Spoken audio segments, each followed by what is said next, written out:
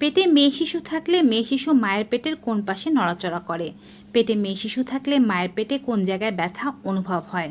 পেটে মেয়ে শিশু থাকলে মায়ের কোমরের কোথায় ব্যথা অনুভব হতে পারে? মেয়ে বাচ্চা কত সপ্তাহে জন্ম হয়? সকল প্রশ্নের উত্তর আজকের এই ভিডিওটির মাধ্যমে পেয়ে যাবেন। ভারত, বাংলাদেশ সহ এশিয়ার কিছু কিছু দেশে গর্ভাবস্থায় গর্ভের বাচ্চা ছেলে নাকি মেয়ে তা জানা সম্পূর্ণরূপে নিষিদ্ধ করা হয়েছে।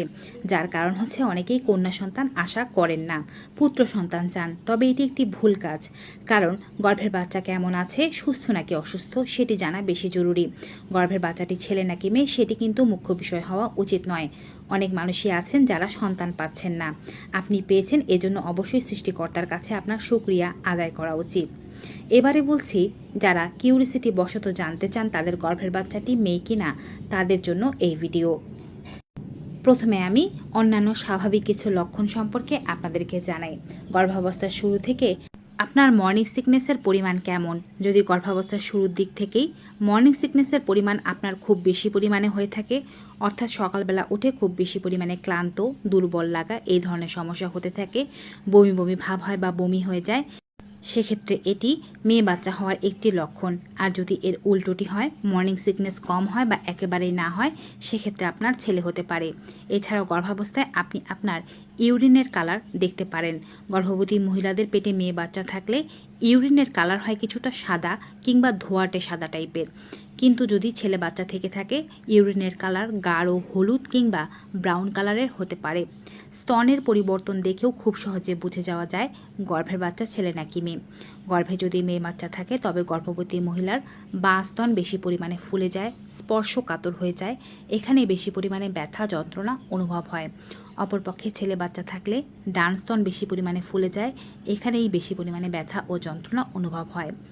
শোয়ার ধরন দেখেও বলা যায় গর্ভের বাচ্চাটি ছেলে নাকি মেয়ে। আপনি যদি গর্ভাবস্থায় বাঁ কাত ফিরে ঘুমাতে বেশি পরিমাণে স্বাচ্ছন্দ্য বোধ করেন বা বাঁ কাত ফিরে ঘুমাতে আপনার বেশি আরাম লাগে, সেক্ষেত্রে আপনি ছেলে বাচ্চার মা হতে চলেছেন। কিন্তু যদি আপনি ডান কাত ফিরে ঘুমাতে বেশি পছন্দ করে থাকেন, সেক্ষেত্রে আপনার মেয়ে বাচ্চা হবে। যদিও ঘুমের এই ধরনটি বেশিরভাগ সময় আপনি বলতে পারবেন না, আপনার সাথে যে ঘুমায় তাকে এটি জিজ্ঞেস করতে পারেন। গর্ভাবস্থায় গর্ভবতী মায়ের চুল দেখেও বলা যায় তার ছেলে হবে নাকি মেয়ে। গর্ভবতী মায়ের চুল যদি খুব বেশি নিষ্প্রাণ হয়ে যায়, ঝরতে থাকে, একেবারে রুক্ষ উস্কো খুস্কো হয়ে থাকে, সেক্ষেত্রে তার মেয়ে বাচ্চা হওয়ার সম্ভাবনা বেশি। কিন্তু গর্ভবতী মায়ের চুল যদি আগের চেয়ে বেশি পরিমাণে সুন্দর ঝলমলে উজ্জ্বল হয়ে যায়, তবে তার পুত্র বাচ্চা হতে পারে। আবার অপরপক্ষে গর্ভবতী মহিলার শরীরের লোম যদি ঝরতে থাকে বা লোমের পরিমাণ আগের মতোই থাকে কিংবা কমে যায়, সেক্ষেত্রে মেয়ে বাচ্চা হতে পারে। আর লোমের পরিমাণ যদি আগের চেয়ে বেশি পরিমাণে বেড়ে যায়, সেক্ষেত্রে আপনার ছেলে বাচ্চা হতে পারে। মুড সুইংসও কিন্তু বলে দিতে পারে আপনার গর্ভের বাচ্চাটি ছেলে নাকি মেয়ে। গর্ভাবস্থায় যদি আপনার রাগ হওয়া, কান্না পাওয়া এই জাতীয় সমস্যাগুলো বেশি পরিমাণে হতে থাকে, অল্প কথাতে আপনি উত্তেজিত হয়ে যেতে থাকেন, সেক্ষেত্রে এটি মেয়ে বাচ্চা হওয়াকে ইঙ্গিত করে। যদি এর উল্টোটি হয় তবে ছেলে বাচ্চা হবে। গর্ভাবস্থায় আপনি আল্ট্রাসাউন্ড রিপোর্ট দেখে অর্থাৎ হার্টবিট দেখেও বলতে পারবেন আপনার পেটের বাচ্চাটি ছেলে নাকি মেয়ে। গর্ভের বাচ্চার হার্টবিট যদি 140 বিট পার মিনিটের বেশি হয়ে থাকে, সেক্ষেত্রে আপনার মেয়ে বাচ্চা হওয়ার সম্ভাবনা বেশি। কিন্তু যদি হার্টবিট 140 বিট পার মিনিটের কম হয়ে থাকে, সেক্ষেত্রে আপনার ছেলে বাচ্চা হবে। তবে গর্ভাবস্থার প্রথম দিকের অর্থাৎ 3-4 মাসের হার্টবিটগুলো দেখবেন না, দেখবেন 5ম মাসের উপরের হার্টবিটগুলো। তবে গর্ভবতী মায়ের যে হার্টবিট আছে সেটি কিন্তু অন্যরকমভাবে কাজ করে। মেয়ে বাচ্চা পেটে থাকলে গর্ভবতী মায়ের হার্টবিট বেশি পরিমাণে বেড়ে যায়, ছেলে বাচ্চা পেটে থাকলে গর্ভবতী মহিলার হার্টবিট একটু কম থাকে। আবার ব্লাড প্রেশারের ক্ষেত্রে একটু অন্যরকম হয়। ব্লাড প্রেশারের ক্ষেত্রে দেখা যায় গর্ভবতী মহিলার ব্লাড প্রেশার কম থাকে মেয়ে বাচ্চা পেটে থাকলে, আবার ছেলে বাচ্চা পেটে থাকলে গর্ভবতী মহিলার ব্লাড প্রেশার একটু বেশির দিকে থাকে। আপনি আপনার খাবারের পছন্দ অনুযায়ীও বলতে পারেন আপনার গর্ভের বাচ্চাটি ছেলে নাকি মেয়ে। যদি গর্ভাবস্থার শুরুর দিক থেকে আপনার মিষ্টি জাতীয় খাবার খেতে বেশি ইচ্ছে করে বা ভালো লেগে থাকে, সেক্ষেত্রে আপনার মেয়ে বাচ্চা হওয়ার সম্ভাবনা বেশি। আর যদি এর উল্টোটি হয়, অর্থাৎ টক ঝাল জাতীয় খাবার আপনার বেশি পছন্দ হতে শুরু করে, সেক্ষেত্রে আপনার ছেলে বাচ্চা হতে পারে। এবারে বলছি নড়াচড়া দেখে কিভাবে বুঝবেন পেটের বাচ্চাটি ছেলে নাকি মেয়ে। সাধারণত গর্ভাবস্থার 5ম থেকে 6ষ্ঠ মাসের মধ্যে আপনি বাচ্চার নড়াচড়া অনুভব করতে শুরু করে থাকেন।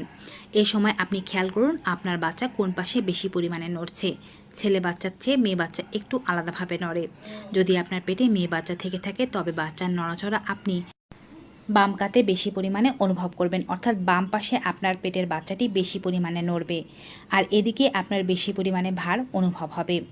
অপরপক্ষে ছেলে বাচ্চা পেটে থাকলে ডান পাশে বেশি পরিমাণে নড়ে, এ পাশে বেশি পরিমাণে ভার অনুভব হয়ে থাকে। বাচ্চা দৈনিক অন্ততপক্ষে 10 থেকে 12 বার অবশ্যই নড়া উচিত এবং আপনি বেশিরভাগ সময় বাচ্চা কোন পাশে নড়ছে সেটি খেয়াল করুন। বেশিরভাগ সময় যদি বাঁ পাশে নড়ে তবে মেয়ে হবে, আর বেশিরভাগ সময় যদি ডান পাশে নড়ে তবে ছেলে হবে। অনেকেই বলে থাকেন তাদের বাচ্চা বাঁ পাশেও নড়ে না, ডান পাশেও নড়ে না, তারা নাভির কাছে নড়াচড়া অনুভব করেন।